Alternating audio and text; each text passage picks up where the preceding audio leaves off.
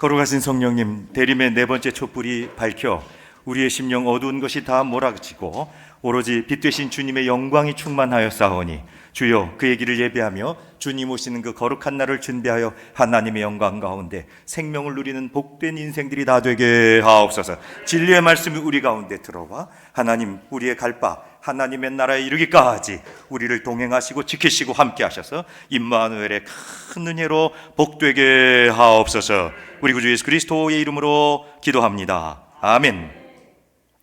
주님께서 평화 주시기를 바랍니다. 찬양대 앞에 전주하면서 쿵짝짝 쿵짝짝, 바로 그 시대의 그 음악이 쫙 깔리면서 왈츠도 아닌 8분의 6박자 비슷한 그런 곡인데 너무나 아름답게 신비한, 여러분 주님의 오시는 길이 신비한 길인데 오늘 우리 찬양을 들어보니까 그 신비한 느낌이 말이죠, 저한테 확 왔어요. 그럼 같은 마음이죠? 네, 우리 하나님께 영광 돌리는 찬양대에 박수로 한번 영광 돌리도록 하겠습니다. 네, 감사합니다.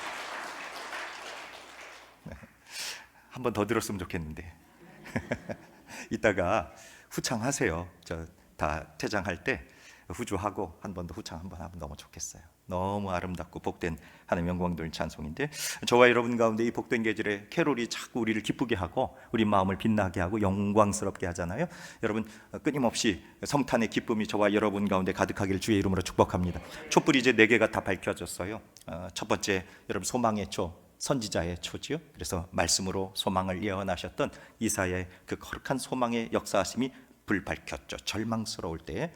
그 다음에 저와 여러분 가운데 이제 베들레헴의 초, 낮고 낮은 곳, 연약한 곳에 평화의 주님이 오신다고 하는 그 거룩한 평화의 촛불이 켜졌어요. 지나간 주에는 약간 연한 보라, 그래서 기쁨의 초. 그래서 말이죠, 목자들이 이제 나신 아기 예수 소식을 다 듣고 가서 기쁨에 겨워가지고 막 춤을 추면서 그 베들레헴에 가게 되면 그 목자들의 들판 교회가 있습니다. 예수님 베들레헴 탄생교회 말고 목자들이 경배한 그 교회가 있는데 거기 가면 벽화에 말이죠, 목자들이 그냥 춤을 추는 그 그림이 그려져 있어요. 얼마나 기뻐하는지 말이죠. 그런데 오늘 이 4번째 초는 이제 사랑의 초.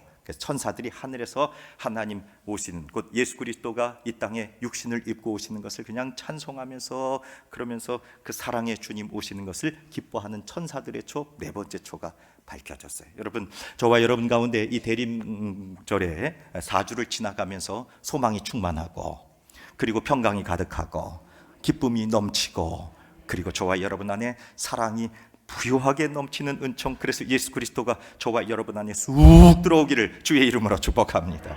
그걸 기다리는 절기예요. 4주가 얼마나 금방 지나가는지, 또 기쁨으로 지나가는지, 여러분 이 4주를 잘 기다릴 때에 예수가 우리 안에 들어오시는 기쁨을 맛보게 되죠.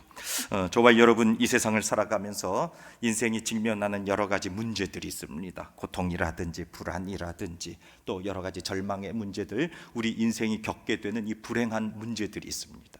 그래서 세상의 많은 사람들은 이 불행의 문제, 인간이 당하는 고민, 인간이 당하는 고통의 문제를 해결하기 위해서 철학자들이 답을 낸 것이고 많은 선생님들이 답을 낸 것입니다. 그러나 결코 인류는 답을 주지 못하죠. 그런데 성경은 아주 분명하게 똑떨어지게 이야기합니다. 왜 인생에게 이런 고민과 불행과 고통과 불행한 일들이 우리 가운데 벌어지는지. 여러분 오늘 한 날도 살아가면서 주의 주시는 소망과 그리고 평강과 기쁨과 사랑만 가득하기를 주의 이름으로 축복합니다. 그런데 그러냐고요? 절망이 오죠. 불안이 오죠. 슬픔이 오죠. 미움이 오잖아요. 그런데 우리는 대림의 계절을 지나가면서 소망하고 평강하고 기뻐하고 사랑하기를 원했는데, 근데 그 반대 것들이 우리 가운데 다가오잖아요. 인간에게 불행의 요소들이 왜 오는가? 많은 철학의 선생님들이, 인류의 선생님들이 그 문제를 해결하기 위해서 우리에게 답을 베풀었지만, 그런데 그것이 우리에게 답이 되지 않습니다. 왜? 성경은 분명하게 우리에게 얘기하고 있어요. 인간이 부딪히는 이 시면의 문제, 인간이 부딪히는 가장 근본적인 문제가 뭐냐 하는 것이죠. 로마서 5장 12절 말씀에서 성경은 우리들에게 밝혀줍니다. 그러므로 한 사람으로 말미암아 무엇이 세상에 들어왔어요? 죄가 들어온 거예요. 한 사람 때문에 죄가 들어왔고, 그 죄가 세상에 들어옴으로 말미암아 무엇이 또 우리에게 밀고 들어온 거예요? 사망이 들어온 겁니다. 죄가 들어오게 되니까 사망이 들어온 겁니다. 여러분, 우리 인생의 가장 큰 불행이 어디서 비롯됩니까? 사망에서 비롯되잖아요. 여러분, 아프지 않으려고 하는 것은 뭐 하지 않으려는 것과 같은 거예요. 그거예요. 그거 죽지 않으려는 것 같은 거예요. 아파서 죽겠다. 배고파서 죽겠다. 추워서 죽겠다. 힘들어서 죽겠다. 다 여러분 죽는 문제와 연결되는 거 아닙니까? 그러니까 이 죽음의 문제, 사망의 문제가 우리 한 사람으로 말미암아 들어오게 되는데 무엇을 타고 들어왔다고요? 죄를 타고 들어왔죠. 그 죄를 타고 들어온 사망 때문에 인간에게 불행이 들어오고 불안이 들어오고 고통이 들어오고 인생에 여러 가지 문제들이 생긴 겁니다. 이와 같이 모든 사람이 죄를 지었기 때문에 사망이 모든 사람에게 이르게 돼서 인류는 그 사망의 굴레에서 빠져나올 수가 없게 된 것이죠. 그 사망의 굴레는 무엇으로부터 시작되냐? 죄의 본성으로부터 시작됐다. 첫 번째 아담이 범죄한 이후에 그 아담의 후손들은 끊임없이 죄의 유전을 통해서 사망의 유전으로 내려가게 된 이 원죄의 굴레, 사망의 굴레에서 벗어날 수 없게 되므로 인간의 여러 가지 불행한 문제들이 일어나게 된 거예요. 물 근원에 더러운 걸 탔다고 생각해 보십시오. 그러면 그 물 근원으로부터 내려가는 모든 줄기 물들이 오염된 것들이 내려가는 거 아니겠습니까? 물에 빠져서 내가 허우적거리고 있어요. 그런데 옆에도 어떤 사람이 또 허우적거리고 있습니다. 여러분, 내가 허우적거리면서 나 살기도 힘든데 그 사람 구할 수가 없어요. 죄인 된 인생, 한 사람으로 말미암아 죄가 들어왔고 그 죄로 말미암아 사망이 들어온 우리 인생들은 서로 구원할 수가 없다는 말입니다.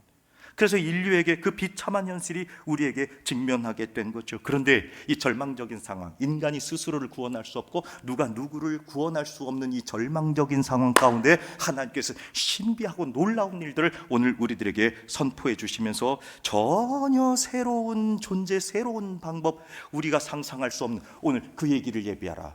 그래서 쿵짝짝 쿵짝짝 신비한 음악이 흘러오는 것처럼 그의 길이 오시고 예수 그리스도가 우리에게 오신 것은 신비한 일이에요. 오늘 그 곡조에 신비함이 있잖아요.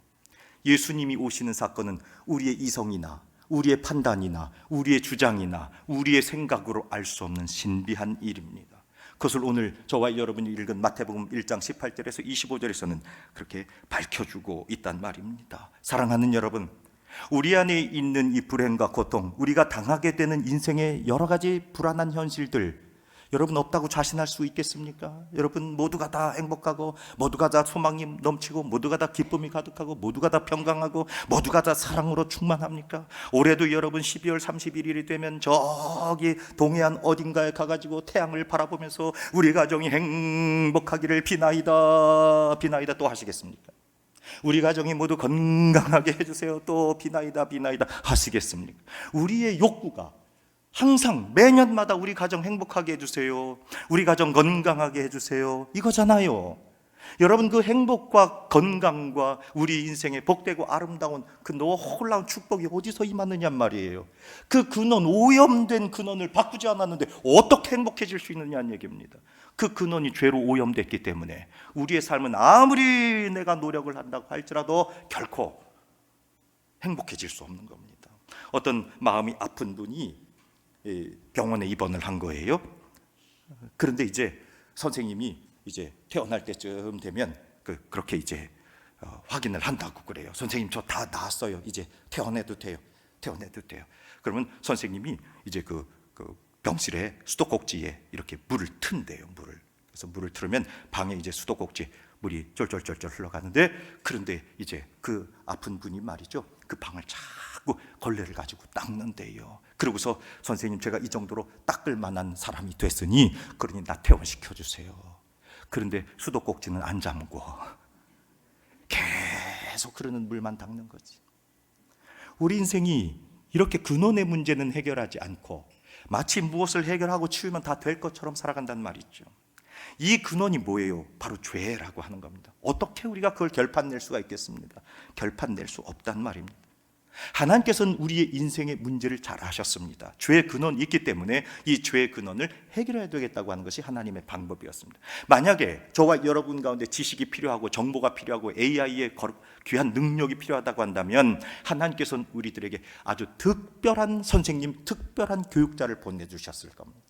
만약에 인간의 궁핍과 떡의 문제가 인간에게 가장 필요한 거였다고 한다면 하나님이 분명히 경제학자를 보내주시거나 기업가를 보내주셔서 인류를 구원하셨을 거예요. 그런데 하나님은 우리들에게 그게 문제가 아니라 바로 한 사람으로 말미암아 죄가 들어오고 죄로 말미암아 사망이 들어와서 그 사람들이 모두 불행하게 된 그 상황, 그러므로 무엇을 용서해야 되겠다? 죄를 용서해야 되겠다. 그 죄를 용서하시는 분 구세주를 이 땅에 보내주어야 되겠다고 놀라운 계획을 하나님이 세우시기 시작한 겁니다. 그래서 우리에게 구원자 메시아이신 예수 그리스도를 보내주십니다. 우리의 영혼의 가장 치명적이고 절실하고 절박한 문제는 바로 이 죄의 삿을 끊어버리는 문제. 그 죄가 끊어지게 될 때에 저와 여러분들에게 놀라운 소망과 그리고 평강과 기쁨과 사랑으로 충만하게 되는 역사, 이것을 저와 여러분들이 대림의 기절을 기다리면서 성탄의 주님을 환영하게 될 때 이 놀라운 복이 저와 여러분 가운데 임하심을 믿으시기를 주의 이름으로 부탁을 드립니다. 그래서 독생자 예수 그리스도를 우리 가운데 보내신 겁니다. 기원 후 서기 약 한 325년, 언제 태어나셨는지 이분 잘 몰라요. 돌아가신 해는 한 373년쯤 돼요. 아타나시우스라고 하는 초대교회 유명한 선생님, 목사님 계세요.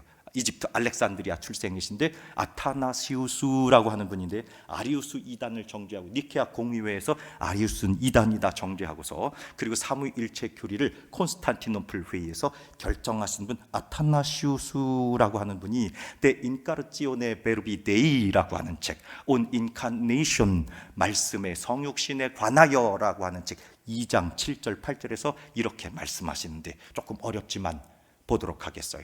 오직 유일하게 주님만이 하실 수 있는 썩는 것을 어떤 것으로, 썩지 않는 것으로, 부패하는 것을 부패하지 않는 것으로 만드셔서 만물을 재창조하시는 말씀 자체이신 분, 하나님의 말씀이 우리 세상으로 쑥 들어오셨다. 쑥은 없어요. 하나님의 말씀이 우리 세상으로 들어오셨다. 그게 바로 인카르네이션, 성육신, 썩을 것을 썩지 않는 것으로 바꾸시고 만물을 재창조하신 말씀의 능력, 그분이 우리 가운데 들어오신 사건이 성육신이다. 이게 바로 성탄의 사건이다. 이것을 오늘 마태복음 기자는 우리들에게 1장 21절에서 이렇게 말씀하죠. 아들을 낳으리니 이름을 예수라 하라. 이는 그가 자기 백성을 그들의 죄에서 구원할 자이심이라. 바로 육신을 입고 썩을 것을 썩지 않을 것으로 만물을 재창조하셔서 우리의 세상 가운데 들어오심으로 우리의 눈높이로 당신의 사랑과 계시를 증거하신 그분이 오신 분이 마태복음 1장 21절 아들을 낳으리니 이름을 예수라 하라. 이름을 예수라 하라. 이는 그가 자기 백성을 그들의 무엇에서 구원할 자다. 그렇죠.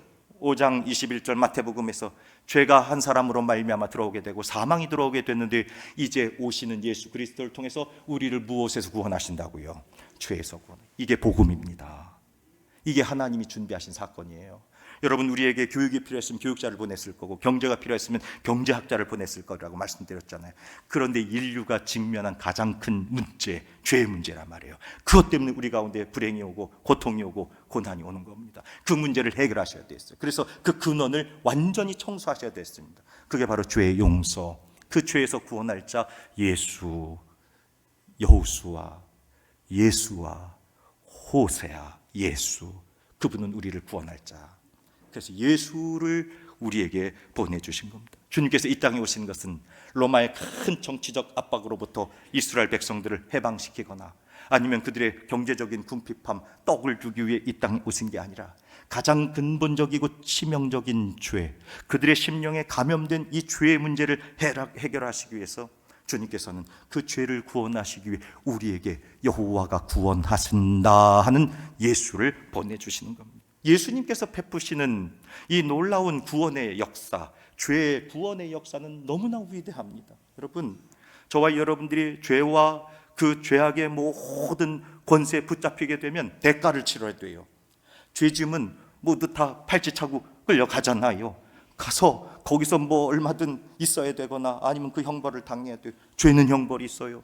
그런데 인간의 죄는 그 근본적 대가가 뭐냐? 아까 사망이라고 그랬어요. 그래서 우리 안에 불행이 들어온 겁니다. 이 사망의 대가를 치르기 위해서 예수 그리스도께서 구원자가 되셔서 오신 그 놀라운 사건, 십자가에서 저와 여러분의 죄의 대가를 다 치르셨잖아요. 그 십자가가 죄의 형벌입니다. 예수 그리스도께서 그 죽음의 권세, 사망 권세를 다 깨뜨리시고 부활하셨잖아요. 그래서 다시는 저와 여러분들이 죄의 노예가 되지 아니하고 죄의 머슴되지 아니하고 죄의 권세, 죄의 모든 권능을 결박하고 깨뜨려 버리고 생명의 주님, 부활하신 주님이 죄를 모두 결박하신 것처럼 이제 더 이상 저와 여러분들 죄 가운데 거하지 않는 것, 이게 부활의 능력입니다. 그리고 다시 오시는 주님께서 이제 다시는 우리가 죄의 존재가 되지 아니하도록, 그러므로 예수 그리스도께서 이 땅에 오신 십자가의 사건은 죄의 형벌을 우리로부터 면하게 하시는 것이고, 부활하셔서 죄의 권세를 결박하시는 것이고, 그리고 다시 오셔 재림하심으로 말미암아 죄의 존재로부터 완전히 소멸하시고 하나님 나라의 백성, 하나님 나라 자녀 삼으셔서 그 거룩한 나라로 다 들림받게 하시는, 그러므로 예수가 오신 것은 우리를 무엇으로부터 구원하시기 위해? 죄로부터 구원하시게 오셨다 하는 말씀입니다. 사랑하는 여러분, 그런데 이 사건 속에 너무나 어려운 메시지가 오늘 마태복음에 있어요. 여러분, 우리가 성탄의 주인공을 생각하면 예수님이죠. 당장 예수님 오신 주인공이신데, 그런데 이 성탄의 이야기에 항상 클로즈업 되는 한 분이 계세요. 그분이 예수님의 어머니 마리아예요. 어떤 경우는 동방의 박사들이 또 클로즈업 되기도 합니다. 그리고 어떤 경우는 목자들이 또 클로즈업 되기도 하죠. 천사들도 되고요. 그런데 여러분, 가장 주목받지 못하는 한 분 계세요. 그분이 누구예요? 요셉이에요. 요셉. 여러분, 성탄의 계절에 요셉의 마음을 살펴보신 적 있습니까? 성탄의 계절에 요셉의 이야기를 들어보신 적이 있습니까? 항상 변두리에 있어요. 그냥 있는지 없는지 그냥 물끄러미 쳐다보고 계신 이 요셉 말입니다. 여러분, 우리는 그 요셉의 오늘 얼마나 큰 인생의 위기에 마주쳤는지 보게 돼요. 마태복음 1장 18절에서 예수 그리스도의 나심은 이러하니라, 나셨다, 이 birth라고 하는 영어로 번역되어 있거든요. 그런데 헬라어로는 제네시스예요. 여러분, 길거리에 뭐 많이 돌아다녀요? 제네시스 돌아다니세요. 이 나심이 바로 그 게네시스예요. 창조라는 뜻입니다. 창세기 1장, 여러분 창세기가 영어로 혹시 뭔지 아시겠어요? 제네시스예요. 제네시스. 헬라어로는 게네시스, 제네시스. 그러니까 창세기. 그러니까 창세기 1장에 하나님이 천지를 창조하신 사건이 마태복음 1장에 예수 그리스도의 창조, 예수 그리스도의 게네시스, 곧 세상이 다시 창조되는 것을 마태복음 1장에서 이 마태는 우리들에게 선포하고 있는 겁니다. 그런데 그 새로운 창조의 역사가 너무나 참담하고 비극적이에요. 요셉이라고 하는 한 남자, 약혼한 남자가 감당하기에는 너무나 쉽지 않았습니다. 혼돈, 충격, 심지어 공포. 다시 18절 말씀 보여주세요. 그때 나심은 이러하니라. 마태는 이렇게 보도해요. 어머니 마리아가 요셉과 약혼하고 뭐 하기 전에? 동거하기 전에 성령으로 뭐 한 거예요? 그 얘기는 무슨 얘기입니까? 동거하기 전에 약혼녀가 뭐 했다는 얘기예요? 임신했다는 얘기입니다. 자, 여러분, 나랑 관계가 없는데 약혼녀가 임신했어요. 어떻게 하시겠습니까? 일부 때 물어봤더니 파혼하겠대요. 나하고 관계가 없는데 약혼녀가 어느 날 임신했다는 얘기를, 이 도대체 뭐야? 저 여인 뭐 하는 여인이야? 내가 이제까지 사랑하고 약혼을 하고 결혼하기로 약속했는데 아이가 들어섰어. 이거 어떡하지? 여러분, 쉬워요? 충격이죠. 혼돈이 찾아온 겁니다. 이거 어떡하지? 이거 어떻게 해결해야 되지? 여러분, 어떡할 겁니까? 내가 약혼을 했는데 아가씨가 아이를 가졌단 말이에요. 우리 시어머니들 어떡하시렵니까? 뭐 아들이 괜찮다면 다 괜찮아요? 이게 어려운 문제란 말이에요. 말은 쉬워요. 지금 이 짤막한 이야기 속에 요셉의 혼돈, 요셉의 그 깊은 고민. 여러분, 요셉 얼굴 좀 한번 보시겠어요? 사진 한번 보여줄 수 있어요? 요셉 얼굴. 어때요? 표정이 어때요? 네. 어때요? 표정이. 이게 저 나사렛에 가면 요셉의 집 앞에 교회를 하나 지어놨거든요. 요셉의 집 앞에 교회를 지었고, 그 교회 앞에 있는 요셉의 형상이에요. 요셉이 어때요? 생각이 깊어요. 지금 깊어요. 생각에 고민이 넘쳐났어요. 아니 세상에 지금 약혼녀가 아이를 가졌다니 이걸 어떻게 충격, 공포. 여러분 그런데 그 안에 요셉에게 정말 어떤 분노도 있을 거고 절망도 있을 거고 또 사랑하던 마리아에 대한 어떤 배신과 질투 뭐 복잡한 감정이 일어나지 않았겠습니까? 그래서 1장 19절에 그러나 그의 남편은 어떤 사람이었는지 어떤 사람이라고요? 의로운 사람이었다. 여러분 의롭다고 하는 얘기는 당시 유대인들에게 뭘 잘 지키는 사람이냐면 율법을 잘 지키는 사람. 그런데 율법을 잘 지키는 산다고 하는 것은 기계적으로 율법을 잘 지킨다고 하는 의미 있지만 그런데 의롭다 하는 것은 그 율법의 본질. 여러분 제가 끊임없이 우리 금요일 저녁에 웨슬리 목사님 설교하면서 율법의 본질은 뭐다? 하나님을 사랑하고 이웃을 사랑하는 거라. 그러므로 율법의 본질은 사랑하는 거예요. 율법을 잘 지킨다고만 해서 의로운 사람이 아니라 그 율법의 본질 사랑하면서 사는 사람.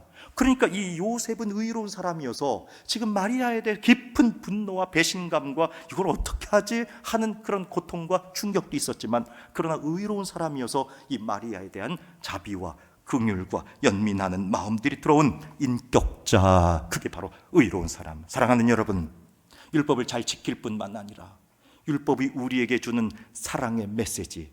그래서 여러분 의롭게 자비하게 이 거칠고 답답하고 복잡한 문제 가운데서도 의롭게 해결하는 하나님의 능력과 지혜가 있기를 주의 이름으로 축복합니다. 그럼 의로운 사람 되시 인격자가 되어야 된단 말입니다. 여러분 율법대로라고 하면 당시에 마리아가 간음했습니다. 마리아가 임신했습니다. 여기 고발장이요. 그러면 마리아는 동네 마당으로 끌려와서 뭐 맞아야 돼요? 돌 맞아 죽어야 돼요. 돌 맞아 죽어야 돼요. 돌 맞아 죽는 거예요. 그런데 오늘 이 요셉이 그렇게 하지 않고 가만히 뭐 하고자 했다? 끊고자 했다. 파혼하겠다는 얘기입니다. 누가? 마리아가 뭐 한 채로? 임신한 채로 파혼. 그러면 여러분 이것을 가만히 말하지 않고 파혼하게 되면 그러면 이 마리아를 임신시킨 건 누가 되는 거예요?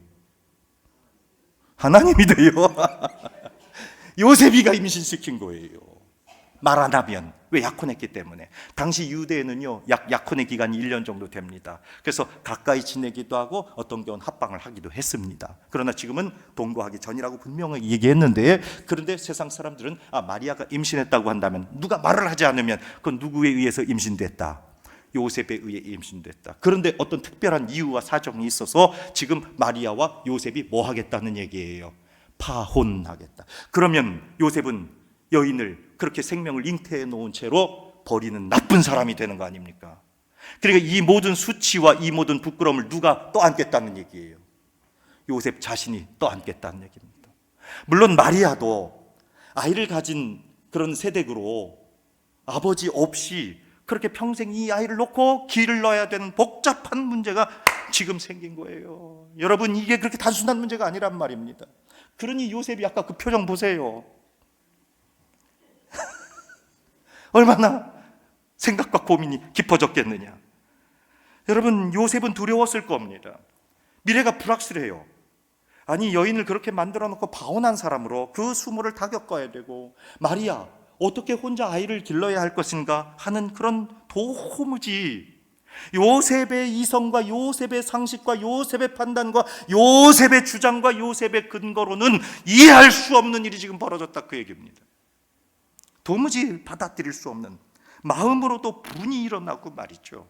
그런데 하나님은 이 요셉의 특별한 감정 속에 이상하고 신비한 일들을 우리들에게 나타내 보여주셨습니다. 여러분 구약 때에 예레미야 시절에 임금님들이 타락했습니다. 그때 임금님 여고냐 고니야라고 하는 임금님이 너무너무 타락한 거예요. 그 예레미야 22장 30절에 여호와께서 그 임금님에게 예레미야를 통해서 말씀하시는데 너희는 이 여고냐 고니야에게 뭐가 없겠고 자식이 없겠고 그의 평생 동안 뭐하지 못할 것이다. 형통하지 못할 것이다. 기록하라. 이는 그의 자손 중 형통. 말씀 계속 보여줘야죠. 예레미야 22장 30절. 예레미야 22장 30절. 이는 그의 자손 중 뭐하여 형통하는 사람이 없다. 형통하여 다윗의 왕의 자리에 앉아 유다 다스릴 사람이 다시는 뭐 할 것이다? 없을 것이다. 고니야를 통해서 다윗의 왕조가 끊어지겠다는 얘기입니다. 왜? 타락했기 때문에. 그러므로 고니야, 다윗의 가문은 이제 끝났다라고 하는 저주가 예레미야 22장 30절의 말씀이에요. 다윗의 가문으로부터 고니야의 가문을 통해서 다시는 다윗의 가문이, 왕의 가문이 일어나지 않을 것이다. 그런데 여러분, 요셉이, 여러분 마태복음 1장에 쭉 족보를 보면 거기 여고냐가 나오고 그 다음 직계가 바로 요셉이라고 하는 사람입니다. 여기에 딜레마가 생긴 거예요. 만약에 예수님이 요셉의 혈통을 따라서 그 요셉의 혈육이 된다고 한다면, 친아들이 되면 이 예레미야 22장 30절에 여고냐의 후손에는 다윗의 왕위를 이을 자가 없을 것이라고 선포했던 하나님의 말씀이 파괴되는 거잖아요. 그런데 예수 그리스도 이 땅에 오시는 메시아는 왕의 자리를 가지고 오셔야 돼요. 다윗의 후손으로 태어나셔야 되는 거예요. 여기 딜레마가 생겼습니다. 여러분, 예수님은 누구의 자손이어야 해요? 다윗의 자손이어야 해요. 그런데 다윗의 자손이면 돼요, 안 돼요? 안 돼요. 예레미야 22장 30절의 말씀에서 다시는 다윗의 가문에서, 여고냐의 가문에서 왕위가 일어나지 않을 것이고 형통하지 않을 것이고 임금 자리에 올라갈 사람이 없을 거다. 그러니 예수님은 다윗의 자손이 되어서도 안 되고 다윗의 자손이어야 하는 그런 복잡한 상황에 빠지게 된 겁니다. 이때 하나님께서 나타내신 방법, 이사야 7장 14절에 이런 말씀을 하시네요. 그러므로 주께서 친히 징조를 너희에게 주실 것이라. 보라, 누가 잉태하여? 처녀가 잉태하여. 여인이 아니에요. 여인이, 남자를 모르는 처녀가 잉태하여 아들을 낳을 것이다. 그의 이름을 임마누엘이라. 창세기 3장 15절에서 아주 원시에 하나님께서 최초에 내가 너로 여자와 원수가 되게 하고, 이건 너는 뱀이죠. 뱀이 여자와 원수가 되게 하고 뱀의 후손도 여자의 후손과 원수가 되게 하리니 곧 여자의 후손이 네 머리를 상하게 할 것이고 너는 그의 발꿈치를 상하게 할 것이다. 여러분, 그러므로 원수 마귀 사탄의 세력을 다 깨트리는 후손, 누구로부터 온단 말이에요? 누구의 후손이에요? 여자의 후손. 이 선지의 말씀, 이 언약의 말씀, 창세기 3장 15절에서 우리들에게 약속하신 말씀이 마리아를 통해서 이루어진 겁니다. 여러분, 첫 번째 아담을 통해서 죄가 들어오고 사망이 들어왔어요. 그래서 그 아담의 계보를 통해서, 더군다나 여고냐의 가문을 통해서는 거룩한 임금님이 오실 수가 없어요. 이거를 끊어버려야 돼요. 육신의 혈통을 끊어버려야 됩니다. 죄의 혈통을 끊어버려야 된단 말입니다. 어떡하겠어요? 그래서 하나님께서 여자의 후손, 누구로 잉태하신?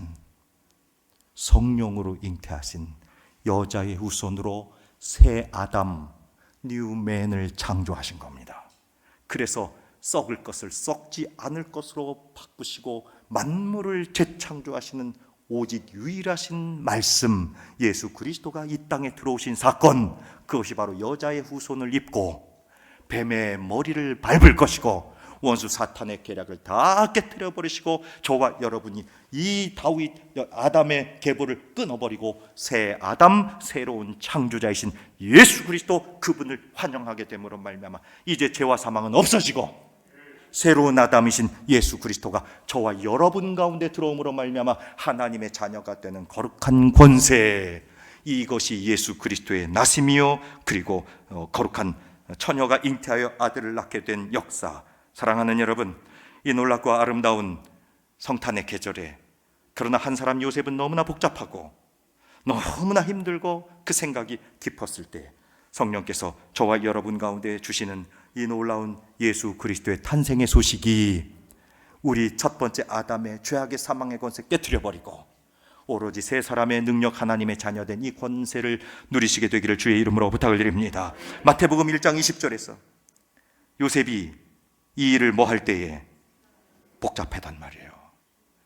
여러분, 이 일을 생각할 때 요셉이 이 일을 생각하니 얼마나 복잡해졌어요. 그때 주의 사자가 현몽하여 이르되 뭐라고 말씀해요? 다윗의 자손 요셉아, 임금의 자손 요셉아. 아까 우리 귀한 딸이 다윗의 손자 요셉아 그랬어요. 그렇잖아요. 손자든지 자손이든지 다 자손이니까. 그런데 이와 같이 다윗의 자손으로, 임금님의 자손으로 오게 된 이 놀라운 사건, 여러분, 천사가 그를 향해 요셉을 향해서 다윗의 자손 요셉아 그랬어요.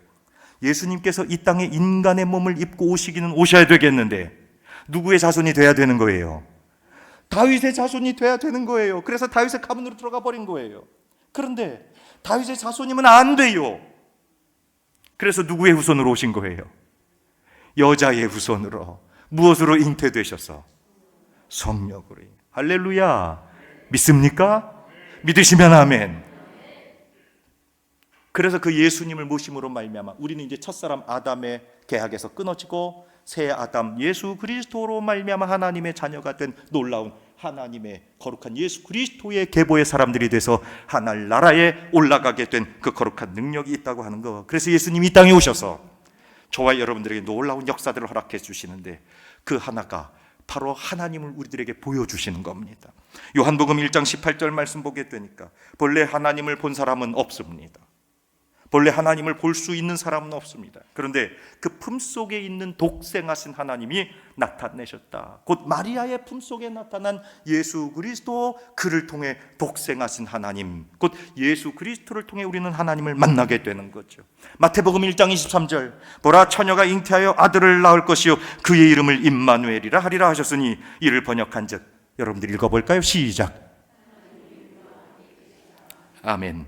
본래 우리는 볼 수 없었는데 그런데 하나님을 보게 되고 하나님을 만지게 되고 하나님의 능력을 경험하게 된 인격적 하나님을, 우리와 함께 하신 하나님을 만나게 되는 겁니다. 사랑하는 여러분, 저와 여러분과 이와 같이 놀랍게 선지자의 역사를 통해서 하나님을 보게 하신 예수 그리스도의 은총, 그리스도를 통해 하나님을 만지고 느끼고 인격적으로 하나님의 거룩하신 역사하심을 체험하셔서 우리 안에 있는 죄와 사망의 권세가 다 떠나가기를 주의 이름으로 부탁을 드립니다. 또 저와 여러분 가운데 예수 그리스도는 우리의 죄악을 다 물으실 분입니다. 마치 룻이 보아스로부터 모든 기업을 물음으로 말미암아 룻의 가문이 새롭게 일어난 것처럼 친족으로, 그리고 능력이 있는 자로, 그리고 자원하여 보아스가 룻을 살려낸 것처럼 오늘 예수 그리스도께서 저와 여러분의 진정한 육신이 되시고 그리고 권능을 가지시고 자원하는 마음으로 십자가 앞에 나아감으로 저와 여러분들이 구원받은 이 놀랍고 아름다운 증거. 사랑하는 여러분, 예수 그리스도께서 선지자로, 제사장으로, 임금님으로 저와 여러분을 다스리셔서 이 모든 죄악의 사슬을 끊어버리고 하나님의 자녀 삼으신 그 놀라운 은총, 그래서 내 안에 진정한 소망과 내 안에 진정한 평강과 그리고 기쁨과 사랑이 충만한 역사, 이 놀랍고 아름다운 증거가 저와 여러분 가운데 있기를 주의 이름으로 부탁을 드립니다. 그래서 결론, 오늘 마태복음 1장 24절에서 요셉은 어떻게 결론을 내리느냐, 여러분 같이 읽어볼까요? 시작. 요셉이 잠에서 깨어 일어나. 아멘. 생각하고 복잡했어요. 근데 하나님의 천사가 가르쳐 주셔서 그 말씀 여러분 이 요셉처럼 받아들일 수 있기를 주의 이름으로 축복합니다. 쉽지 않아요. 아이, 성령님 무슨 동정녀 탄생 성령으로 나신 거, 아이 그거 다 필요 없어요. 아이 그냥 파혼할래요. 그리고 그거 다 제가 다 뒤집어 쓸래요. 그럴 수도 있잖아요. 그런데 마침내 예수 그리스도가 이 땅에 오시는 마지막 결정적 헌신 하나 있는데 그것이 바로 요셉의 순종. 물론 마리아의 순종도 있었지만 요셉이 받아들였기 때문에, 그리고 결혼하고 그리고 그 아이를 낳기 전까지 요셉은 마리아와 결코 동침하지 않고 하나님의 거룩한 말씀을 순종하던 그 놀랍고 아름다운 헌신이 요셉에게 있었기 때문에 오늘 저와 여러분 가운데 그 거룩한 구원의 역사가 있습니다. 사랑하는 여러분, 복된 선탄의 계절에 죄의 형벌을 다 격파하시고 죄의 권세를 깨뜨리시고 우리의 죄의 존재를 다 벗게 하셔서 오로지 하나님의 자녀가 되게 하시는 이 놀랍고 아름다운 소망과 평강과 기쁨과 이 사랑의 역사가 예수 그리스도의 오심이 저와 여러분 가운데 환영됨으로 성탄의 거룩한 기쁨을 만나시게 되기를 주의 이름으로 축원합니다. 걸어가신 하나님, 이번 성탄에 우리에게 주님이 도전하십니다. 나신 아기 예수 하나님의 아들이심이 요셉을 통하여 증거되고 놀랍게 아름답게 하나님 그 내 마음의 주인 되었던 보좌 위에 나를 다 때려놓고 왕이신 주님을 환영함으로 말미암아 주님의 임재하심을 충만히 누려 복되게 하여 주시옵소서. 우리 구주 예수 그리스도의 이름으로 기도합니다.